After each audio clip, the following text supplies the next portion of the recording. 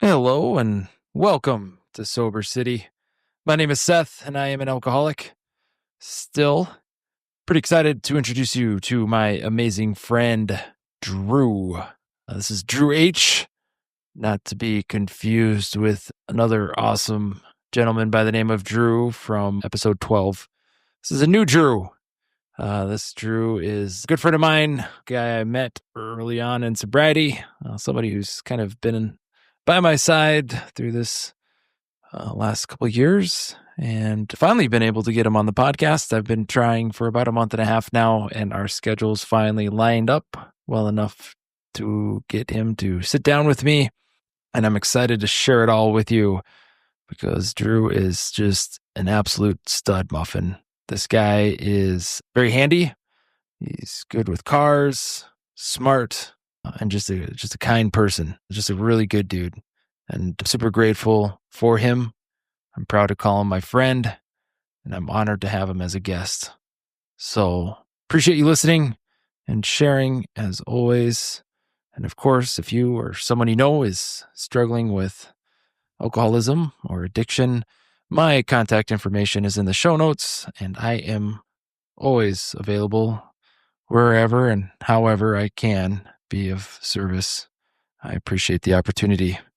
So with all that said, life is beautiful. Sobriety is worth it. Thank God for today. This is Sober City.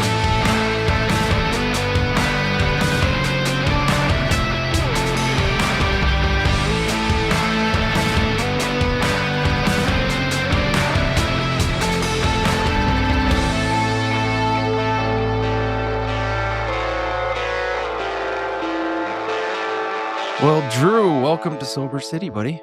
Thanks for having me. Well, thanks for being here. Good to see you. Handsome guy. Drew, how long have you been sober? I am coming up on 3.5 years. 3.5 years. Well, congratulations, my friend. What's your sobriety date?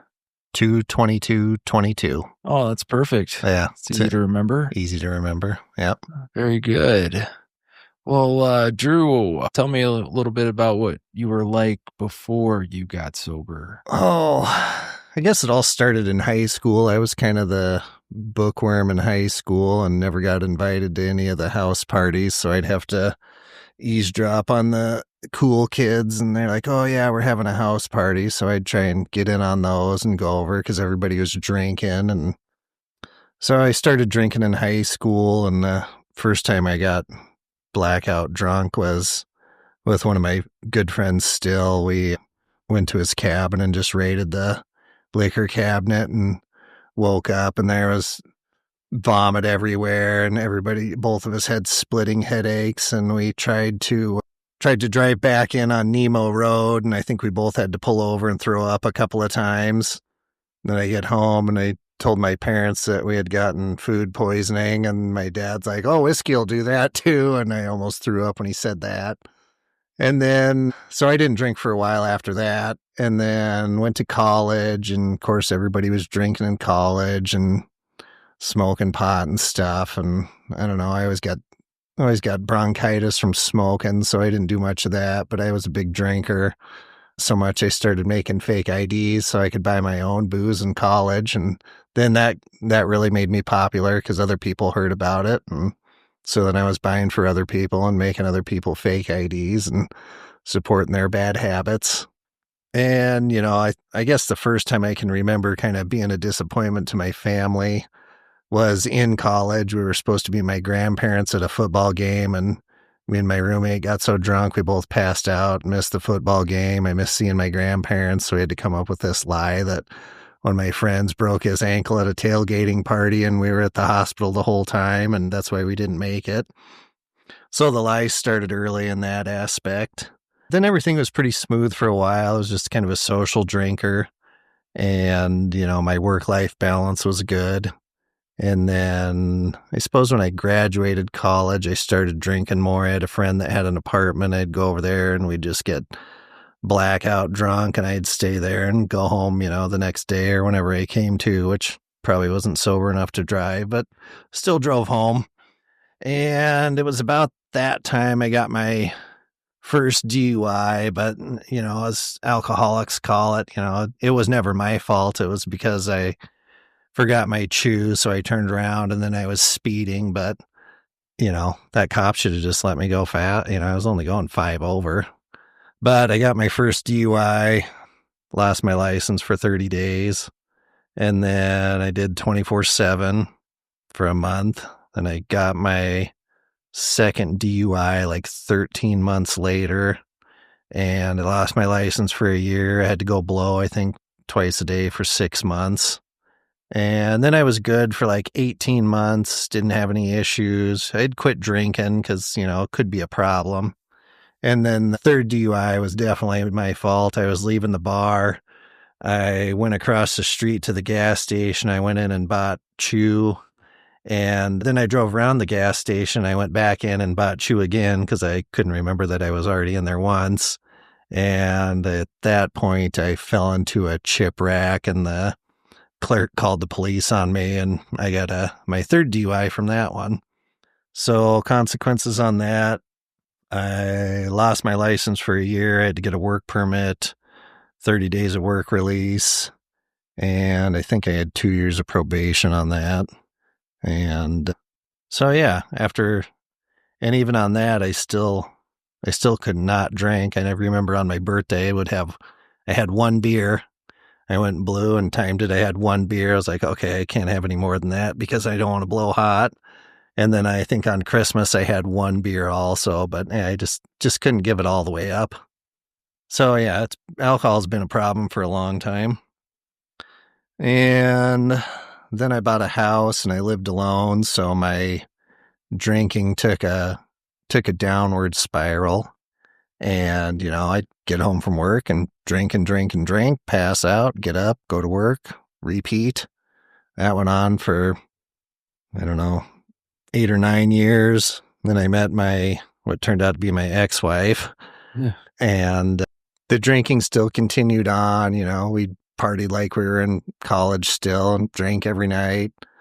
I was going to work hungover. I didn't think I was still drunk because I didn't feel drunk, but I had so much, my BAC was so high that I was still drunk. That's why I never felt hungover. And eventually I got an ultimatum at work. It was, you can either get sober or find a new job. And that was where I hit rock bottom because I knew that nobody was going to hire anybody like me that, shows up drunk, shows up hungover. I was always on time, but my productivity was probably, 30% of what it should have been. So that was the breaking point. I decided I'd rather get sober than try and find a job where I could keep up my current lifestyle. And luckily my wife at the time had great health insurance, so I was able to go to a inpatient treatment center out of state. I was there for, I think, 38 days. And got back, and I've never looked back. Like, sobriety has changed my entire life. It's way better than it ever was when I was drinking. And yeah, right now I wouldn't change it for anything. And there was plenty other low times in there. I remember getting in fights with people, getting punched in the face, trying to punch people in the face, but falling down, getting drinks thrown at me. Waking up. I remember one time we were in Deadwood for a New Year's Eve party with some of my best friends who I respect a lot. And my friend's wife's like, come on, Drew, you're staying with us. Let's go. And, I'm calling her names and making obscene gestures at her, telling her she's a pansy for wanting to go home early, but they had to go home to take care of the kids. So I ended up staying in downtown Deadwood by myself. I got punched in the face, drank some more, and then I woke up in these complete strangers' hotel room. My clothes were all folded like next to me, and my shoes were lined up. And I wake up, and these guys are like, "How'd you get in here?" I'm like, "I don't even know where I'm at." And they're like, "You're in our hotel room." I'm like, "Well, you must have let me in. Like, I don't have a key. I have no idea how I got in here." And they're like, "Well, we don't know how you got in here either." So they're like, "You just need to get the heck out of here before we call security." So I got my stuff and left. And luckily I was able to get a hold of my friends. I'm like, "Can you guys give me a ride back to my car?" Because it was way up on Terry Peak.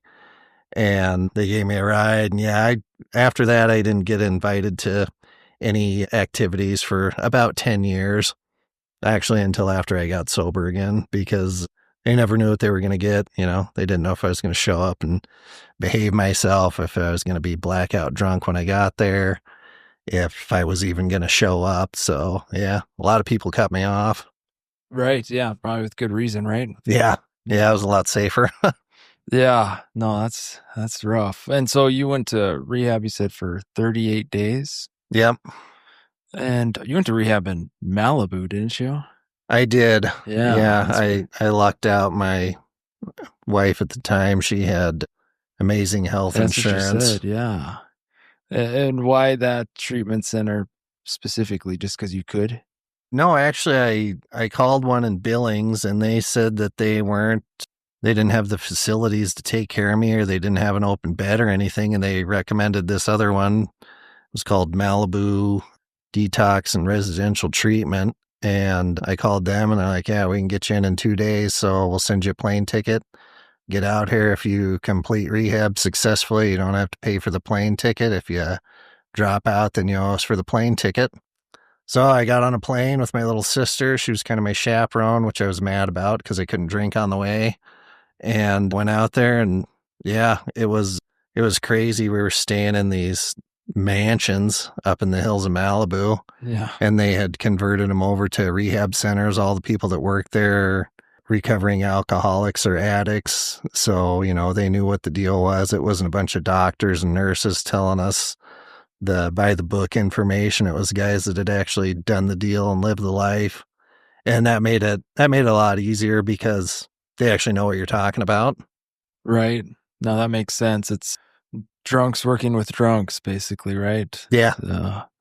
Yeah. And it helps too with the trust and confidence, right? Yeah. Yeah. Yeah. Because they actually, they believe you, or they've seen it. And they get you. And they get it. Yeah, they get it. Yeah. No, that's pretty cool though that you got to go to rehab in Malibu, but 38 days and then you came back and never looked back, right? Yeah. That was it. And what was it you think that switched in your brain that you were able to come back to your old stomping grounds, go back to your old job, go back to your house and not have that obsession? I think it was my boss at the time, who I was able to return to employment since I got my life together. He had told me for years and years before, he's like, Drew, you're just one of those guys that can't drink. Like, you can't even have one. And I finally listened to him when I left, and I was like, yeah, you're right. I just can't drink because I can't just have one. If I have one, I might as well have 6. And then I'm on to get into the, other party favors, and then I'm going to want 6 more. And now it's 4:00 in the morning, and I got to be to work at 8:30. So yeah, I just cutting everything out has been the way to go. It's been the saving grace. Yeah. So making that decision basically, or coming to that realization. Yeah. This is not an option for me. I just can't do it. Yeah. Did you ever want to? Did you feel like when you got back? I think like a lot of people that quit drinking, I have those fleeting thoughts, it's Cinco de Mayo. It'd be nice to have a margarita, or it's 4th of July. It'd be nice to have a beer at the lake, or, I'd like to have some eggnog that's, mostly rum and a little bit of eggnog at Christmas. But then this thing I learned, or they called it playing the tape through in treatment. You just think about, okay, if I take this first drink, what's going to happen afterwards? And I do that, and it's not worth it. I'd rather sleep in my own bed than go to jail. That's it, right? Yeah. Yeah. You kind of know it's not going to be a margarita. No, it's not. It's going to be, as many as I can drink. And the thought of going out now terrifies me, not drinking for almost 3.5 years. I would go out and think I could drink like I used to, and it'd probably kill me, because there'd be days on my way home from my job, I would stop and I'd have 12 shooters in my 15-mile drive drinking on the way home. On the way home, yeah. And then get home and drink more. Yeah. You just couldn't wait till you get home. Yeah, no, that's way too far. Yeah, a 50-mile drive. What else are you going to do? Yeah, That's terrible. Yeah, that's crazy. And then, yeah, like you said, that now you kind of probably pick up where you left off, but you're not going to have that tolerance no, that you used to have. But that's what they no, say. You don't. It's not a slow yeah, process back to where you left off. It's you kind of just pick right back up. yeah. So I went to treatment in February of 22, and in May of 21, I went to it's a place here in town to get help to try and quit drinking, and I did 45 days cold turkey then, and then in August. And then I started drinking again right away, right back to where I left off, blackout drunk, right, out of the gates every night. And then in August, I kind of got an ultimatum from my, at that time, wife. She's like, either you quit drinking or I'm leaving you. So I quit drinking again, but I only made it 2 weeks. And I'm like, I'm not ready to quit drinking. So I just started drinking again, and then I was off to the races and blackout every night at the casino, just making poor life choices. And then, yeah, it finally took. It wasn't a family member. It wasn't somebody that I cared about. It was my bosses that gave me the ultimatum, and they're like, either get your life together or get out of our lives. And that's what it took, Right. guys, Yeah. guys I had known for 20 years, respected their opinions. And it was just weird because, my family asked me to quit. My wife asked me to quit, but I wasn't quitting for them. But so, yeah, I don't know. It's kind of hard to explain who your influence is or who you figure out your influence is. Yeah, I think it was that last bit of unmanageability Mm-hmm. because we only really need one thing in our life to make us feel like we're managing well. And probably for you, it was like, well, I'm still able to show up to work. Yeah. My job doesn't have a problem with me, right? Right. And you're a hard worker, I think, Yeah. but that's what I see it as is you just have all these things that are falling apart around you. But I think if you have one thing that you can kind of cling to that you feel like, well, I can't be that bad. I still got this going for me. Right. I think your job was kind of the last straw. After that, you're like, man, I guess I do have an issue. Yeah. Something's going to change. Yeah. I always considered myself a highly functioning alcoholic because my bills were mostly paid. My car had $10 worth of gas in it. My electricity was on. I had a job, and I was showing up every day, even though I wasn't being nearly as productive as I should be. I was still there, still getting stuff done. But yeah, the line was drawn in the sand, and I crossed it, and yeah, it was just time for a life change. Yeah. And what I think is funny is your employer actually had a breathalyzer for Yeah. you, right? So you'd show up to work and they had one on hand Yeah. for Yeah. Drew. It got to the point where I'd come in and I don't know if I'd stumbled or slurred my words or something, but the first time they made me use it, I think I blew a .16, and they're like, no way. I'm like, yeah, there's no way. Like, I feel fine. I'm not drunk. And they're like, yeah, it must be broken. Yeah. And they blew zeros. And then the second time, I think I blew a .18, and they're like, yeah, you can't drive. You can stay here all day and sober up, but you're not working because it's a safety hazard. So I hung out and went home. And then the last day I showed up the ultimatum day and blew a .22 at 8 a.m, and I hadn't drank since like 9 o'clock the night before. And they're like, yeah, you need to make a choice right now. So that was the breaking point. Yeah. No kidding. You blew almost 3 times the legal limit 8 hours after you stopped drinking. Like 10. 10 hours. Yeah. That's pretty serious. And at that point, I think they probably figured out it's not broken. Yeah. Yeah. I wasn't broken. It's Drew's broken. Yeah. I was broken. Yeah. When you first tried alcohol when you were a kid, or when that first time when you rated that kid, how old were you? Would you say 16? you were 16, and Yeah. you were saying you were kind of an introvert, or you're kind of an Yeah. outsider. I had a very select group of friends. I might have had like 4 or 5 friends that I hung out with. The other ones were acquaintances, people I'd see at school or I did sports with and stuff.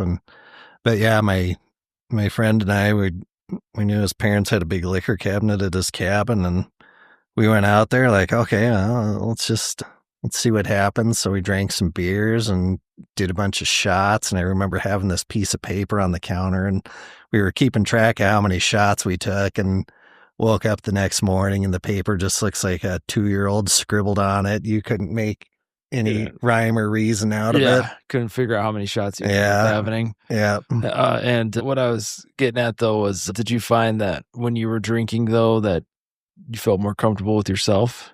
Oh, yeah. Kind of opened up a part of you that made you more social. Yeah, it was just, it was just like, oh, I can talk to whoever, I could be friends with anybody. I'm outgoing, and I thought I was funny. I don't think I was, but you thought you were funny. But I thought I was funny. Yeah. That's all. Care if anybody else thought. That's all that mattered. And that's what's, I think, funny about alcohol is that it makes us feel more social. Yeah. It makes us feel more comfortable around people. But ultimately what it does is it makes us more isolated. Yeah. We need alcohol to be around people, but eventually it's alcohol that keeps us away from people. Yeah. Yeah. I mean, at the end, I couldn't do anything because I was too drunk to leave my house. Yeah. Just me and the bottle, and that was it. Yeah. You start pre-gaming at home, and then you just end up not leaving home. Right. Yeah. And it's strange, like you just end up enjoying being by yourself, drinking. Yeah. Yeah, it was fine staying at home with my dog, watching TV, pass out, wake up, drink a little more. Oh, yeah. And then, but yeah, that initial feeling of relief and comfort, I think that's what's addicting, and that's what we kind of always think that we need. But you were able to kind of keep it somewhat under control through high school, though, it sounds like, huh? Yeah, I wouldn't say my parents were strict, but they had standards. So, there was a couple times I come home buzzed up, but for the most part, I was one of the rule followers. I didn't sneak out of my window at night. I was home on time. But yeah, during high school, I was pretty tame. But yeah, once I left for college, and there was nobody to report to or nobody to check in with, that was a different story. Oh yeah, that freedom. Yeah. My first year, I had so much freedom that they asked me to leave because my grades were so bad. So yeah, too much partying, not enough studying. Right. And you said you were a pretty good student, right? Yeah, I was a good student in high school, and the classes I did participate in college, I got good grades in those. But I was just getting there was the trouble. Oh yeah, right. No, I get that. Yeah. And so in sobriety, how did you eventually learn how to be comfortable around people and kind of confront that initial discomfort? I think when I got back, I really didn't tell anybody I had been gone except for like my ride or die friends. And I think I was sober for 9 months, and then I put on Facebook that, I went to treatment and I'd quit drinking, but I still like to go out and have fun. And a lot of people were just like, I didn't even know you had a problem. And I was like, oh, see, I was a functioning alcoholic, maybe I could start drinking again. But yeah, there was just tons of people that were shocked and, and then the other half was, congratulations and I'm proud of you, and my parents are just over the moon, and they're just like, yeah, it's nice to have our son back. So just the words of encouragement and talking through the addiction, I think, has made it easy to go out and talk to people. It was just, before I couldn't leave my house because I was too drunk, and, now I can leave my house, do whatever I want. I'm not bound by those chains anymore, bound by that bottle. I can get out. I just got back from a 4-day long business trip that I would never dream of sending myself on if I was drinking. I mean, who knows what would happen? Yeah. Yeah. The freedoms and the freedoms of, yeah, not having to drink, not having to lie to people, not having to worry about, if we're going to eat family dinner at a place that has alcohol, hopefully liquor, because beer might not be enough. It's freeing to not have to worry about it, and I think that's what makes it easy to go out and be outgoing now. Plus, my new job requires me to be outgoing and have people skills and customer service, so I have to talk to people. Yeah, and you don't seem to have any issues No, not doing usually. that. Yeah, it is true. Being able to travel sober is a miracle in and of itself. Being in an airport, being on an airplane, Yeah. to amazing places to drink, I think. And that's one thing I was excited about when I was finally able to be an adult traveling alone, Yeah. not falling asleep waiting to board the plane. Felt good to be able to do that. I've talked to a few people that have recently traveled that were able to do it for the first time, and it is freeing. It feels good, Yeah. But there was a period there where if I weren't able to, it seemed like a wasted trip.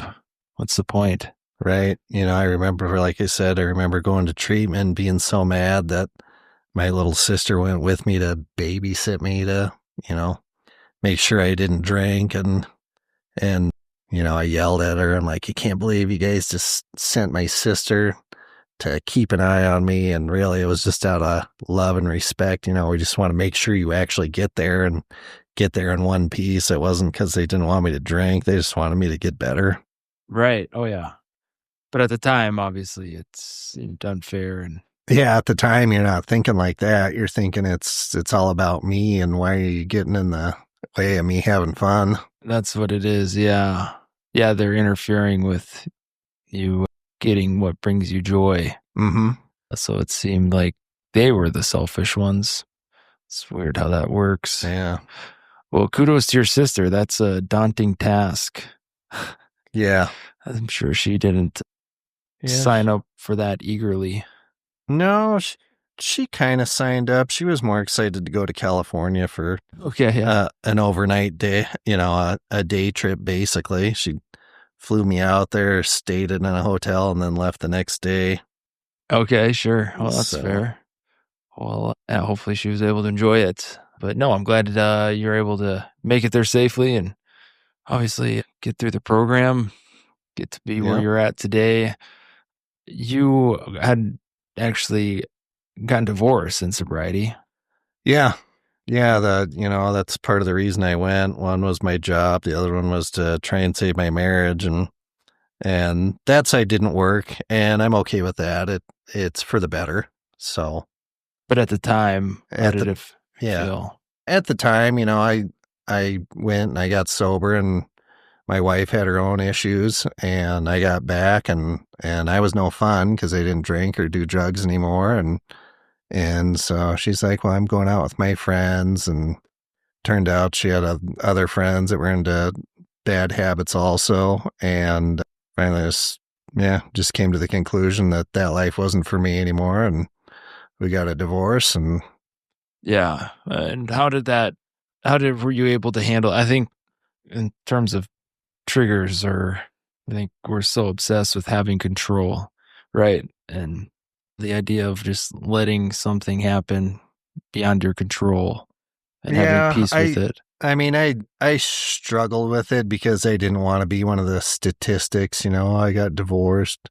Oh, and I'm an alcoholic. So now I'm checking 2 of the boxes at one time. But, looking back, it was the best thing for my life.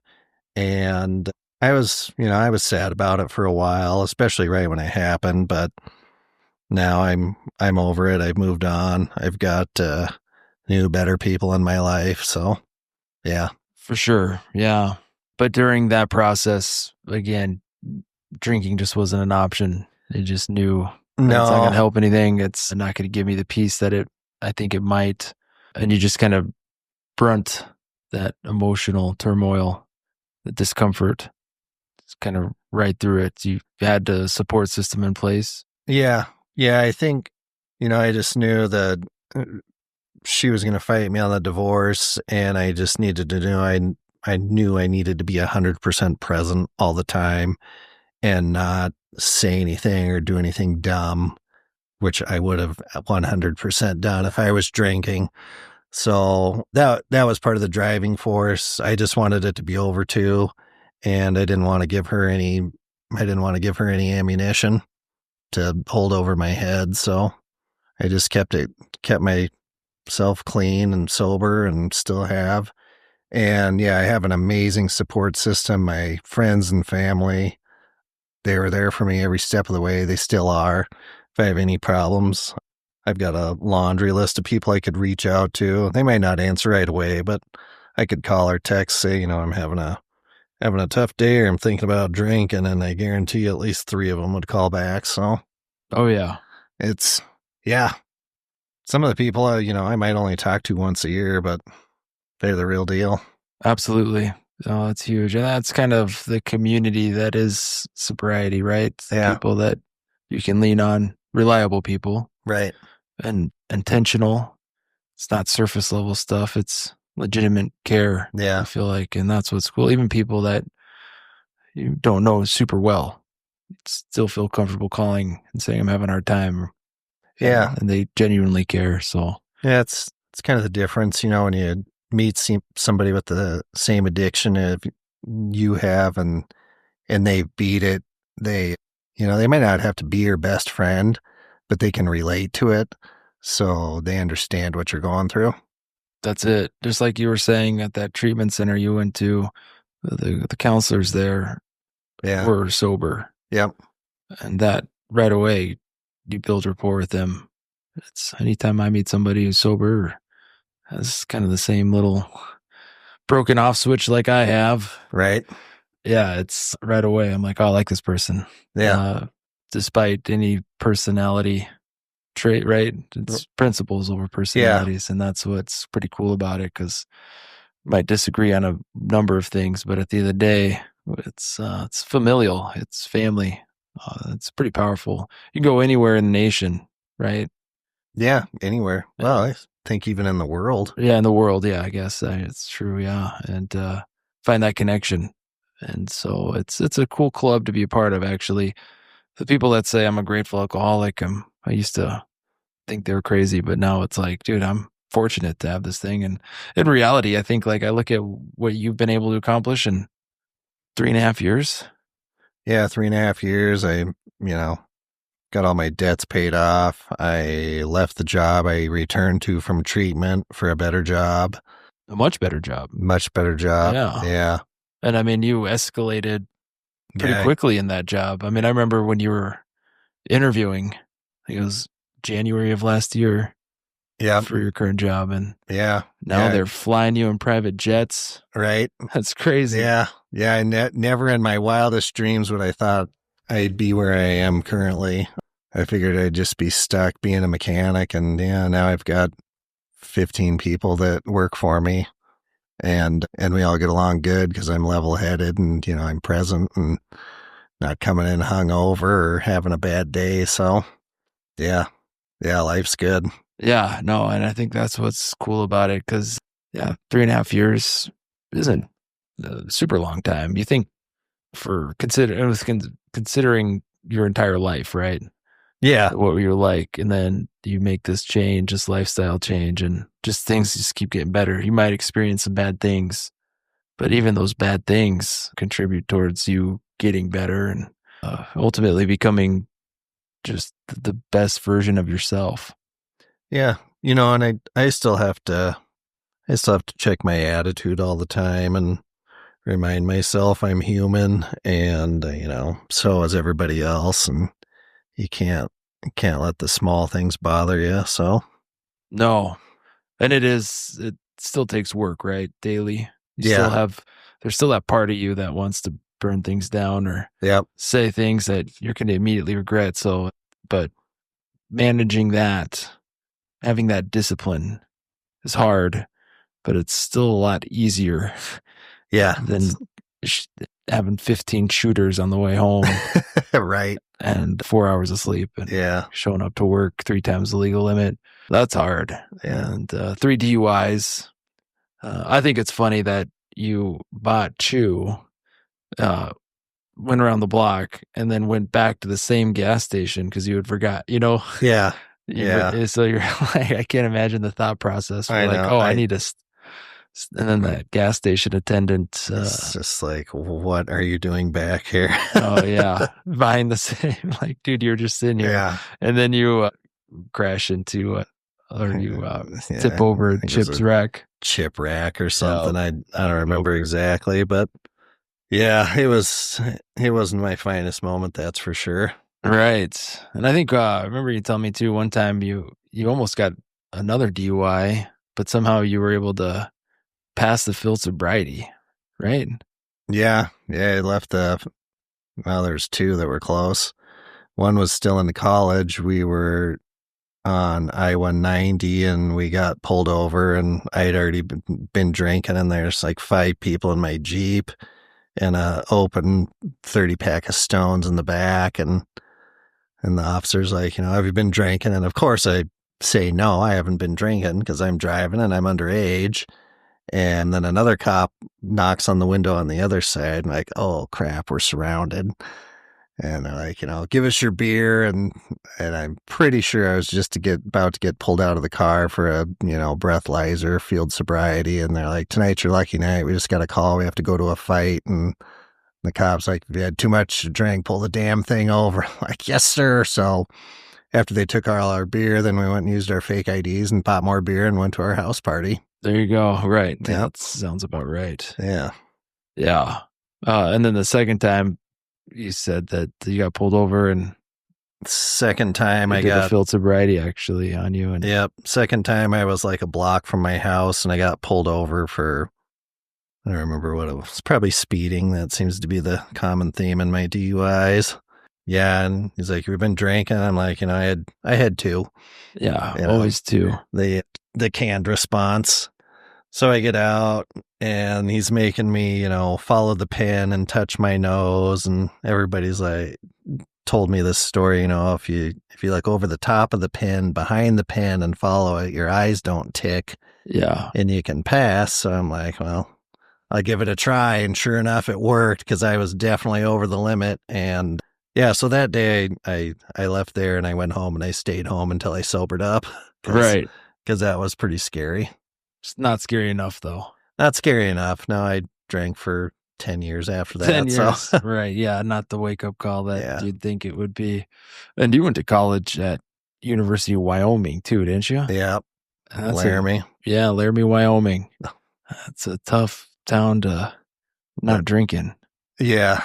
Yeah, I don't know. Not drink moderately, anyways. Yeah, I didn't know what moderation meant in the college days. Of course not. In general, I think, but still, you think about UW. Yeah, that's a big party school. But still, and then now you're doing well. 3.5 years sober. What would you say to somebody that's just they know they have a problem, and they're just trying to figure out how to achieve that gift of sobriety? I guess I would say, ask people whose opinion you value if they think you have a problem. And if they say yes, you probably have a problem. Sure, yeah. Because, as an alcoholic, I never had a problem until I had an ultimatum that I had a problem. Every day was fine. I just like to drink. But in reality, I had a huge problem for, let's see here, 22 years. Started at 16 and quit when I was 39, so 23. Right. And you probably always knew, though, right? Yeah, different. Yeah, growing up, I have one of those. I have kind of a type A personality, OCD, which makes me have a very addictive personality. Like if I start something, I want to be the best at it, and I want to have all of it. And the alcohol fell right in line with that. I wanted to have the whole bottle. I wanted to have all 12 cans of beer. I wanted to drink it all. And so, yeah, that wasn't a good combination. Yeah, alcohol is an easy one. But that is kind of the case with us. If some tastes good, some feels good. Yeah. Let's get double Right. as much as possible. There's that saying that if there was a pill that could cure alcoholism, an alcoholic would take 3. Right. Yeah. I was like, yeah, that's it. That sounds about right. I even find my addictive personality bleeding over into being kind of a pusher. I'll be out with people that are drinking. I'm like, I only having one beer. Oh, They're like, oh yeah, no, just one for me. I got to drive. And it's like, you could probably have 6 and you'll be fine. It is true. Like even now, yeah. Like with my wife, I'm like, drink, let's drink. And then they're like, why are you so hung up on us drinking? And why I'm are like, you pushing me? Yeah. I don't know why it's so important to me that you guys have more than one. Yeah. So I'm like, one of us should. It can't be me. Right. Yeah. Don't. And I think there's also that part of me that's like making sure everybody knows, like, I don't care, right? Like, yeah. And one thing that's cool about you too is you actually own a party bus. Yeah, I do. Which is great. So you're in it with those. Oh yeah. Yeah. I mean, I've driven around and people are throwing up before we get out of the city limits because they're so drunk and swearing at each other, taking naps passed out on the bus. So yeah, I'm actually taking it to Sturgis next week. I bet. Yeah. No, that's great. And honestly, like, it's probably a good thing for keeping you sober. Yeah. Because you're seeing these people just act ridiculous. And you're like, man, that. And it's weird because when I was just in charge of my life and driving, I never thought about the other person on the road. It was just like, oh, I can't crash. I don't want to get hurt. But I never thought about, what if I pass out at the wheel or what if I hit somebody else? Thank God that never happened. But it was, you're so selfish when you're in the full fledged of addiction that you don't even think about it. And then once you step out of that bottle and you look back, you're like, wow, I stole a lot of time from people. I stole a lot of time from myself. And you reflect on that and that's a hard pill to swallow for a while. Oh yeah. That realization. Yeah. Cause your perspective shifts. You stop focusing on yourself. You start noticing others. And then you look at your past and start realizing like, man, I was not a good friend, not a good brother, not a good son, not a good, it was like, man, I was not a good person. Not a good person, dude. Yeah. I could have killed somebody. It's tough. Yeah. It takes a while. I think, a big part of getting sober is going to those people and, working to make things right. Right. Yeah. And showing that I'm making a change, right? I'm not just saying sorry, but in the beginning, the hardest person to ask forgiveness from is yourself, and accepting it and learning. Because otherwise, if you don't forgive yourself, that self-destructive attitude and mentality can really become a hindrance. You may not be drinking or using or whatever, but if you feel like you don't deserve good things, that's a pretty big obstacle to overcome. It is. Yeah. You start, dwelling on the past and, well, what if I would have done this? What if I would have done that? And that could be something that catapults you right back into active drinking again. Oh yeah. You waste a lot of time thinking about the past or worried about the future. Yeah. But like you said, being present, just being in the moment. Yeah. Just being where your feet are. It's really just the key to success. And what you find is 98% of the things we worry about don't happen. Right. And you just trust that as long as you're doing the next right thing, things work out. Dang it, Drew. You blew it, dude. Turn your phone off. It's on. That one rings. See, that's what happens. You get sober, people start wanting to call you now. That's it, dude. Big deal. Well, shoot, Drew, I appreciate you doing this with me, buddy. I'm proud of you, though. I'm super glad that you're able to do this with me. You were kind of there with me in the beginning. Yeah. I've known you since month 1. Yeah. Oh, yeah. You saw me in the beginning there. Yeah. And I was really not comfortable. Yeah. It was tricky. I remember, because you remember when you celebrated 1 year. Yep. And I was like, geez, a year? Seems like forever ago now. I know, but I remember that, and I was like, "That's crazy." And Troy too. I think he's got the same sobriety date or about the same as you, right? Yeah, he's like a week ahead of me. Yeah, and he was on this podcast. Yeah, you two were. I remember when you guys had 1 year sobriety, and to me that just sounded like 30 years. Yeah. When I'm at 28 days or whatever. Actually, I think I was about 2 months. Yeah, it would have been 4 months in, but still not feeling great. But shoot, you're awesome, man. You're doing great. Proud of you. Appreciate you doing this. Yeah. No, thanks for having me. I know it's been tough to schedule, but I'm glad I got down here finally. Yeah, it was important to me, so I'm glad you did too. Well, I love you, buddy. I appreciate you, man. All right. Thanks for having me. You bet, buddy.